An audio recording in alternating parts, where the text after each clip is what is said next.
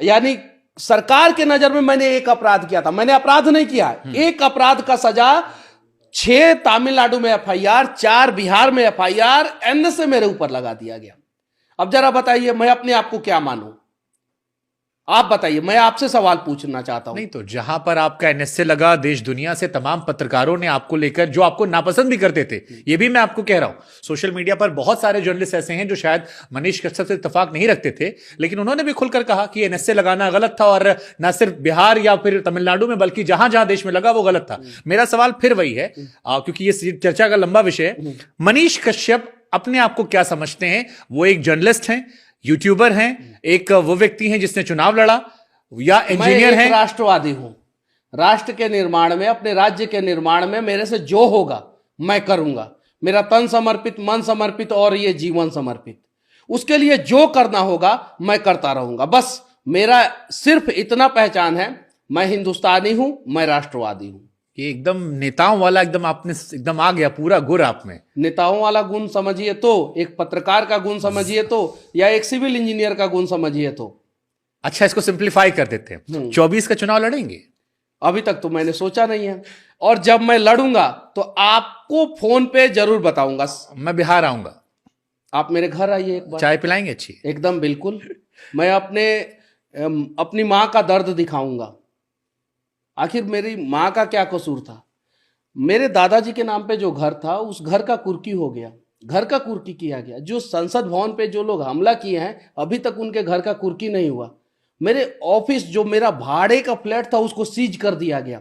जो संसद भवन पे हमला किए, अभी तक वो जो कोलकाता में उनका परिवार रहता है, उनके फ्लैट को सीज नहीं किया गया। यहाँ पे भारत इतना, यहाँ का संविधान इतना खूबसूरत है कि यहाँ पे आतंकवादियों के परिवार को भी टॉर्चर नहीं किया जाता है।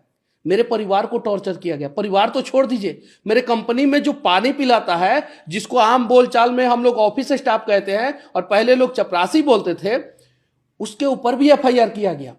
मेरे कंपनी में काम करने वाली जो लड़कियां थी, जो रिपोर्टर थी, उनको धमकाया गया, डराया गया कि मनीष कश्यप को छोड़ दो। जरा सोचिए, इतना प्रताड़ित किया गया मुझे, इतना प्रताड़ित किया गया। क्यों किया गया आपके साथ? आपको क्या लगता है? पीछे मुड़कर देखते हैं, क्यों किया गया आपके साथ ये?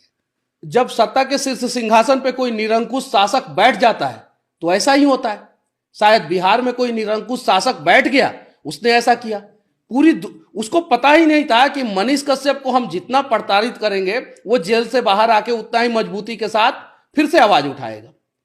मैंने अपने जीवन में, आप बड़े बड़े चैनलों में आपने काम किया है, आप पत्रकार हैं, आप बताइए, मैंने अपने जीवन में कभी भी जेल गेट के बाहर उतने लोगों का भीड़ नहीं देखा जितने लोगों ने, जब 9 महीना के बाद एक व्यक्ति जो है 15 केस में बेल लेके आया है, 15 केस में, जिसके ऊपर एनएसए लग गया था, एक घटना में जिसके ऊपर 11 केस हुआ, उस व्यक्ति को बिहार के लोगों ने पूरा हाथ फैला के भर भर के जो है प्यार दिया।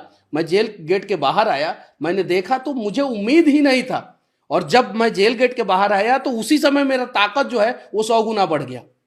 जरा बताइए मुझे, बिहार में मैंने मजदूरों के लिए आवाज उठाया, मुझे तमिलनाडु भेज दिया गया, मदुरई जेल में अकेले रहा मैं 4 महीना। कोई बात करने वाला नहीं, लैंग्वेज प्रॉब्लम, खाने का प्रॉब्लम। पता है क्या मैं खाता था? चावल जो होता है, पानी पूरी आप लोग खाते हैं ना, उसका पानी जो होता है ना, वो चावल में मिला के, जो दही का मट्ठा होता है ना, वो चावल में मिला के, मतलब वहां के खाने में, वहां का लोगों के लिए अच्छा है। वहां खट्टा मिलता ही मिलता है। वेजिटेरियन है?